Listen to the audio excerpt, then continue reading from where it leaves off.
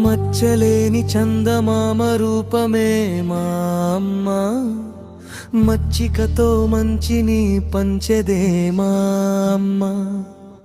బాధ్యతలు ఎన్ని ఉన్నా భారంగా భరించక, కష్టాలెన్ని వచ్చినా కర్తవ్యంగా తీసుకోనగలిగే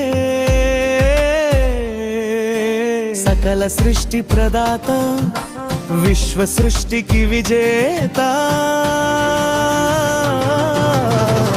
అందుకోవమ్మా ఈ వందనాలు, అందించామా అందరికీ శతకోటి దీవెనలు. అందుకోవమ్మా ఈ వందనాలు, దీవించమ్మా అందరినీ.